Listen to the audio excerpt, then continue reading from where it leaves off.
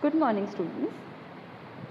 Now, as we have completed the chapter number 4 and chapter number 5, because it is deleted, so we are not going to continue with that chapter. So now we are jumping on to chapter number 6 from your Beehive textbook, and the chapter name is My Childhood. As you can see in the picture, ये किसकी picture है? APJ Abdul Kalam. So obviously we are going to study something about APJ Abdul Kalam. In this chapter we are going to study कि APJ Abdul Kalam की life कैसे गुजरी है, how he spent his childhood, about his siblings, about his family, about his friends, and how his childhood changed his life. Because क्या होता है कि what all things you learn from your childhood, it leaves a very lasting impression throughout your life. So same thing happened to APJ Abdul Kalam, which we are going to read in the further slides. Okay, I was born into a middle class Tamil family in the island town of Rameshwaram in the erstwhile Madras state. So here I is APJ Abdul Kalam. वो बता रहे हैं कि he was born to a Tamil family, and now he's talking about his father Janabuluddin.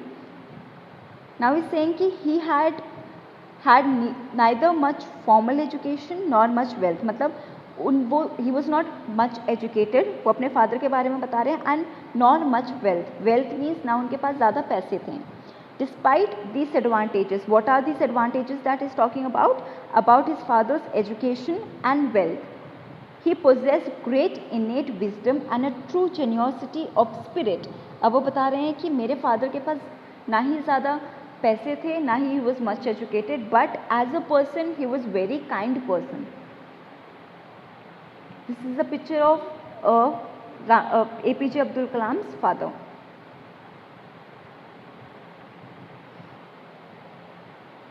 He had an ideal helpmate in my mother, Ashima. अभी अपने mother, in previous slide we have studied about his father. अब वो अपने mother के बारे में बता रहे हैं. I do not recall the exact number of people she fed every day.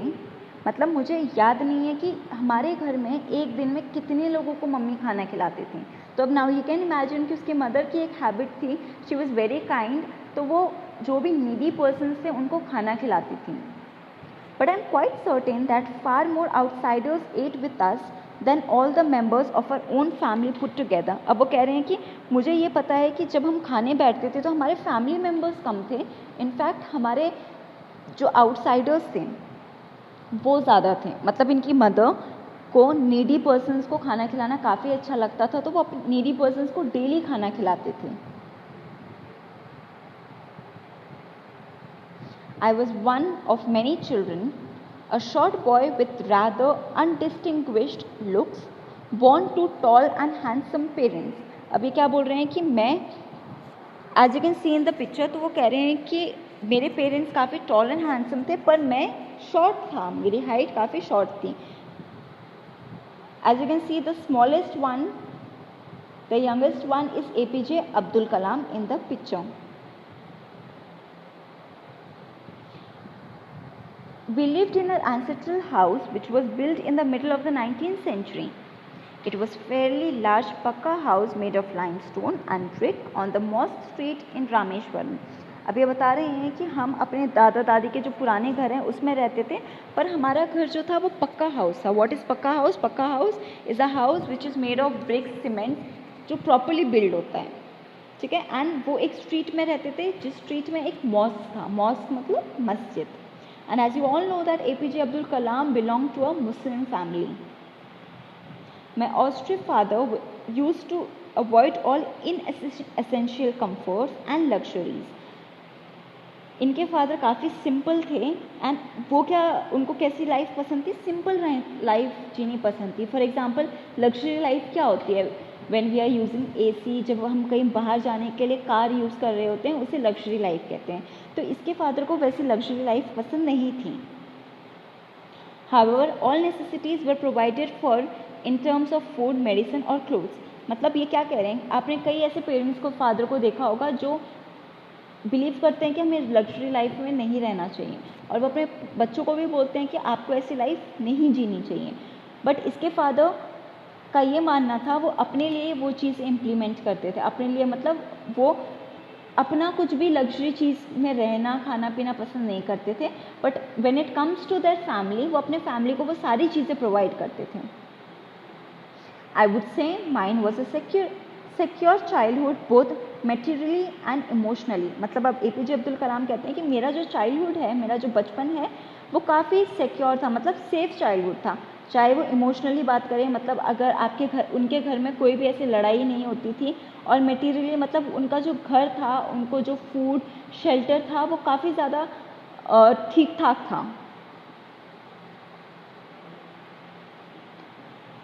The Second World War broke out in 1939 when I was 8 years old. तो ये अब अपने when he was 8 years old, तो वो अपने तब के बारे में बता रहे हैं. तब Second World War start हो गई थी. For reasons I have never been able to understand, a sudden demand for tamarind seeds erupted in the market. अभी क्या कह रहे हैं कि मुझे आज तक पता नहीं चला कि जब सेकेंड वर्ल्ड वॉर हुई थी तो टैमरिंड की सीड्स, टैमरिंड मतलब as you can see in the picture इमली, ठीक है, इमली के जो बीज हैं, ये मार्केट में इसकी डिमांड काफ़ी ज़्यादा बढ़ गई थी. और मैं क्या करता था, I use to collect the seeds and sell them to a provision store in the mall street. उससे मैं जो सीड्स हैं वो उसे एक प्रोविजन शॉप में जाके बेचता था, and because of that I would fetch me the pricely sum of 1 anna. 1 आना मतलब 1 रुपये उनको इस चीज़ में मिलता था. As you can see in this picture, this is a picture of a Tamil newspaper. My brother-in-law Jalauddin would tell me stories about the war, which I would later attempt to trace in the headlines in Dinamani. जो इसके brother-in-law थे, वो क्या करते थे, वो इसको story सुनाते थे, और वो स्टोरीज बाद में न्यूज़ क्योंकि वॉर के बारे में स्टोरी सुनाते थे, और वो लास्ट में किस में पढ़ते थे, ये उस टाइम एक न्यूज़पेपर आता था दीनामणि, जो एक तमिल न्यूज़पेपर था. तो इस समय ये पता चलता है कि वो साउथ में रहते थे, उनका चाइल्डहुड साउथ में गुजरा है APJ अब्दुल कलाम का. आवर एरिया बीइंग आइसोलेटेड मतलब उनका एरिया आइसोलेटेड था, मतलब एकदम अलग था, सुनसान इलाका था जहाँ ज़्यादा लोग नहीं थे. Was completely unaffected by the war, क्योंकि वहाँ ज़्यादा लोग नहीं थे, people were not aware about that area, तो वहाँ ज़्यादा वॉर नहीं होती थी उस एरिया में. The first casualty came in the form of suspension of the train halt at Rameshwaram station. जैसे ही सेकेंड वर्ल्ड वॉर स्टार्ट हुआ था, तो उस टाइम क्या हुआ था, जो फर्स्ट लॉस हुआ था वो ये हुआ था कि ट्रेन रुकनी बंद हो गई थी रामेश्वरम स्टेशन में. जो इनका स्टेशन है वहाँ ट्रेन रुकनी बंद हो गई थी, और उसकी वजह से क्या हुआ था, इनके यहाँ के जो न्यूज़पेपर्स आते थे वो कहीं और से आते थे, जो पहले रामेश्वरम स्टेशन में दिए जाते थे.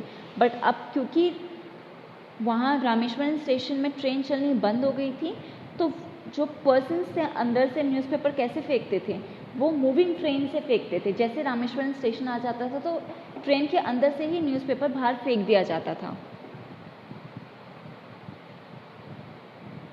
That forced my cousin Samsuddin, who distributed newspapers in Rameshwaram, to look for a helping hand to catch the bundles, and as if naturally I filled the slot. मतलब अब उसका जो कज़न था सामसुद्दीन, वो एक न्यूज़पेपर सेलर था, ठीक है. तो वो इनके जो स्ट्रीट थी रामेश्वरम, इनकी जो प्लेस थी, वहाँ न्यूज़पेपर बेचा करता था. अब क्योंकि ट्रेन से जब न्यूज़पेपर्स इतने सारे फेंके जाते थे, तो it was not possible for a single person to collect all those newspapers. So इसके कज़न को एक हेल्पिंग हैंड चाहिए था, वो चाहता था कि उसकी कोई पर्सन मदद करने आए. तो हु फिल्ड दिस स्लॉट, मतलब किसने उसका हेल्प किया, APJ अब्दुल कलाम ने.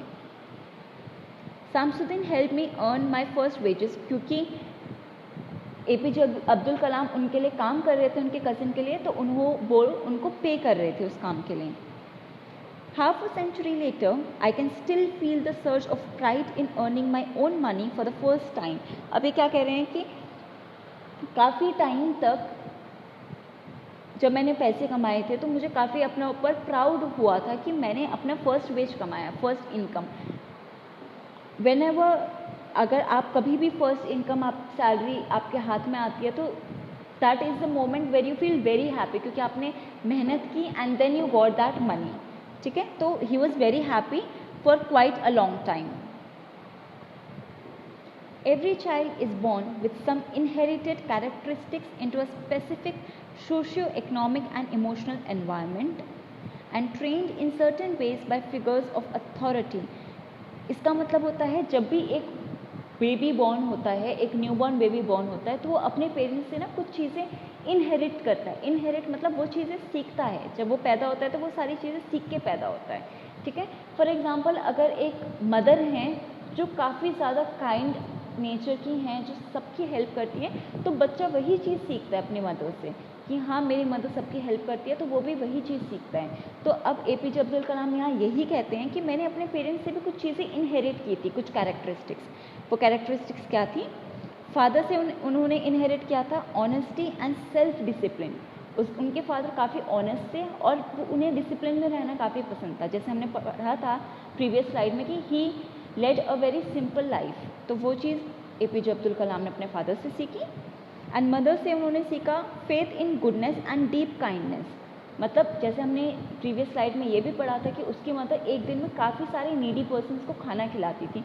सो these were the few qualities that he inherited from his parents. हम सब APJ अब्दुल कलाम जी के बारे में पता है, हम सब ने काफ़ी पढ़ा है. तो हमने ये पढ़ा है कि ही वॉज वेरी काइंड पर्सन. तो अब हमें क्या पता चला कि वो इतने काइंड पर्सन कैसे हुए? Because of his parents. Because his parents were very kind and soft hearted person. अब ये अभी तक इन्होंने अपने पेरेंट्स के बारे में बताया, इनके मदर एंड फादर के कुछ कैरेक्टरिस्टिक्स बताए. अब ये हमें बता रहे हैं अपने फ्रेंड्स के बारे में. I had 3 close friends in my childhood. इनके 3 क्लोज फ्रेंड्स थे. That was Ramnath Shastri, Aravindan and Shiva प्रकाशन. और ये तीनों ब्राह्मण फैमिली से बिलोंग करते थे. ब्राह्मण फैमिली मतलब टोटल हिंदू फैमिली से. And as you all know कि APJ Abdul Kalam Muslim family से बिलोंग करते थे. और ये स्टोरी जब हम APJ अब्दुल कलाम की पढ़ रहे हैं, ये काफ़ी सालों पहले की थी, जब हिंदू और मुस्लिम को इक्वली ट्रीट नहीं किया जाता था. As children, none of us ever felt any difference among ourselves because of our religious differences and upbringing. अब ये कह रहे हैं क्योंकि हम बचपन से ही उस माहौल में पड़े हैं जहाँ हमें कभी डिस्क्रिमिनेट नहीं किया गया. हमें कभी ये नहीं बोला गया कि तुम मुस्लिम हो, तुम हिंदू हो, यू आर 2 डिफरेंट पर्सन्स, तुम लोग अलग खेलो, तुम लोग साथ नहीं खेल सकते. ठीक है, ऐसा इनको कभी नहीं बोला गया. तो इनके जो तीनों हिंदू फ्रेंड्स थे और ये मुस्लिम फैमिली से बिलोंग करते थे, ये सब लोग आपस में बहुत अच्छे से रहते थे.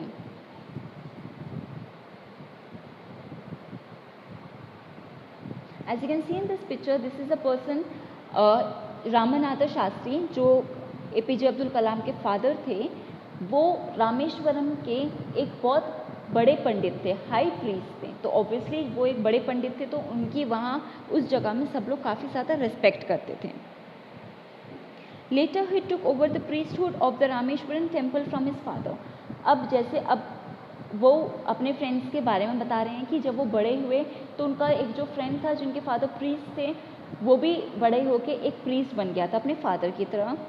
सेकेंड, एक जो उसका फ्रेंड था अरविंदन, वो एक ट्रांसपोर्ट बिजनेस संभालते थे जो फॉर विजिटिंग पिलग्रिम्स मतलब जो स्पेशल मॉन्यूमेंट्स, पुरानी जगहें होती हैं, वहाँ के लिए ट्रांसपोर्ट में काम करते थे. एंड जो उनके थर्ड फ्रेंड थे शिवा प्रकाशन, वो रेलवेज में काम करते थे. During the annual Shri Sitarama Kalyanam ceremony का मतलब होता है तमिल में मैरिज. ठीक है, तो our family used to arrange boats with a special platform for carrying idol of the Lord from the temple to the marriage site. अब क्योंकि जब शादी होती है तो कई लोग क्या करते हैं, भगवान की मूर्ति अपने पास रखते हैं. तो इनके यहाँ बोट से जब भी मैरिज साइट, कहीं अलग मैरिज जगह, एक साइट का मतलब जो डेस्टिनेशन होती है मैरिज की, वहाँ के लिए ये लोग बोट में भगवान जी की मूर्ति लेके ट्रैवल किया करते थे मैरिज साइट तक के लिए. Events from the Ramayana and from the life of the prophet were the bedtime stories my mother and my grandmother would tell the children in our family. अभी अपने मदर एंड ग्रैंड मदर के बारे में क्या बता रहे हैं कि मेरी मदर एंड ग्रैंड मदर हमें रात में कहानियाँ सुनाती थी, किससे? रामायण से और कुछ लाइफ इवेंट्स से।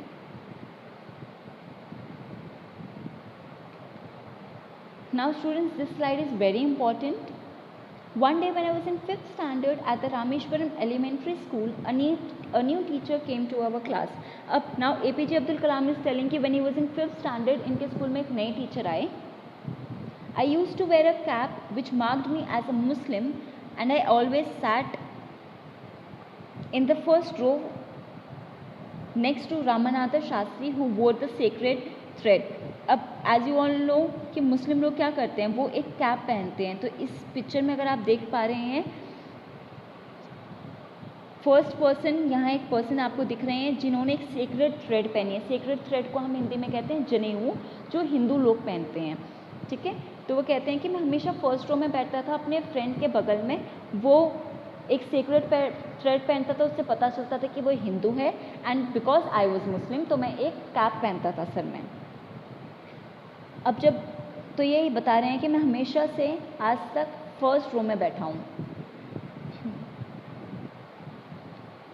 The new teacher could not stomach a Hindu priest son sitting with a Muslim boy. मतलब जो इनके नए टीचर थे वो ये चीज़ देख नहीं पाए, टॉलरेट नहीं कर पाए कि एक पंडित का बेटा एक मुस्लिम बॉय के साथ कैसे बैठा है. In accordance with our social ranking, as a new teacher saw it, I was asked to go and sit on the back bench. मतलब क्योंकि उनके जो टीचर थे वो ये बिलीव नहीं करते थे कि हिंदू और मुस्लिम को साथ नहीं बैठना चाहिए, तो इसके वजह से उनके टीचर ने APJ अब्दुल कलाम को क्या बोला कि जाके पीछे बैठ जाऊँ. ऐसा क्यों बोला? वो एक रामनाथ शास्त्री को भी तो बोल सकते थे, पर उनका ये मानना था कि जो हिंदू लोग होते हैं वो मुस्लिम से ज़्यादा बड़े होते हैं. ठीक है. I felt very sad, so did Ramnath Shastri. APJ Abdul Kalam को तो बुरा लगा ही था when he was going back, but उनके फ्रेंड को उससे ज़्यादा बुरा लगा था. उनके फ्रेंड वाज वीपिंग मतलब वो रो रहे थे जब APJ अब्दुल कलाम पीछे जाके बैठ रहे थे. तो इससे ये पता चलता है कि उनके friend how much he loved his friend.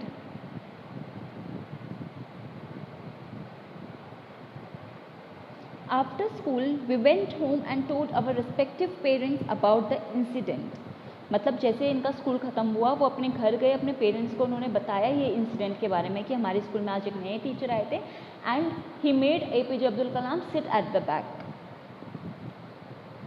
Lakshman Shastri summoned the teacher. Summoned का मतलब होता है called the teacher. Lakshmananand Shastri कौन है? रामेश्वरम के जो हाई प्रीस्ट थे, जो उसके फादर थे, उसके फ्रेंड के फादर. उन्होंने क्या किया? उन्होंने उस टीचर को बुलाया in our presence. In our presence मतलब सारे बच्चों को भी बुलाया और उस टीचर को भी बुलाया और उस टीचर को बोला that you should not spread the poison of social inequality and communal intolerance in the mind of the innocent children. तो नाउ जब प्रीस्ट ने, पंडित जी ने उस टीचर को बुलाया था तो उन्होंने ये कहा कि आपको ये जो इनइक्वालिटी है, inequality means when you discriminate between two persons और टू कास्ट. जैसे इन्होंने क्या डिस्क्रिमिनेट किया, he discriminated between a Hindu boy and Muslim boy. तो now after hearing the story the priest got very angry. He called the teacher and he also said कि तुम्हें ये चीज़ें बच्चों के सामने ये सारी चीज़ें नहीं करनी चाहिए क्योंकि children are very innocent, they don't know about all this things. He bluntly का मतलब होता है जब आप एक पर्सन, आगे वाले पर्सन को कुछ ऐसा कहते हैं कि वो सच बात होती है पर उस पर्सन को ऐसा कहते हैं कि अगर उनको बुरा भी लगे तो कोई बात नहीं. तो उन्होंने क्या बोला? उन्होंने कहा टीचर को कि अब बच्चों से अपोलोजाइज करो और quit the school and the island. उन्होंने कहा कि बच्चों से माफ़ी मांगो और इस जगह को छोड़ के चले जाओ. Not only did the teacher regret his behaviour, मतलब टीचर को रिग्रेट कब होता है? रिग्रेट मतलब पछतावा, जब आप कुछ चीज़ ऐसा करते हैं जो आपको नहीं करनी चाहिए. तो टीचर को रिग्रेट हुआ कि मैंने ये गलत काम किया था एंड उन्होंने क्या किया? उन्होंने उन बच्चों से सॉरी भी मांगा and he also left the island, मतलब उस जगह को, रामेश्वरम को छोड़ के वो चले गए थे. एंड जो ये प्रीस्ट थे इन्होंने उस टीचर को रिफॉर्म किया. रिफॉर्म कैसे किया? क्योंकि अर्लियर उस टीचर का ये मानना था कि हिंदू एंड मुस्लिम अलग होते हैं, ठीक है, हिंदू को मुस्लिम के साथ नहीं बैठना चाहिए था। तो जो वो प्रीस्ट थे वो सक्सेसफुल रहे इनके जो न्यू टीचर है उनको रिफॉर्म करने के लिए। This is just the half video of this chapter because completing one chapter, a single chapter in a single video is not possible. So this is the why I have divided the chapter into two videos. In the first video we have studied about APJ Abdul Kalam, उनके family के बारे में, उनके friends के बारे में, and also about the new teacher and how he earned his first wage. So I request you all to go through the video, and if you have any doubts, you can ask me the doubts in the next class.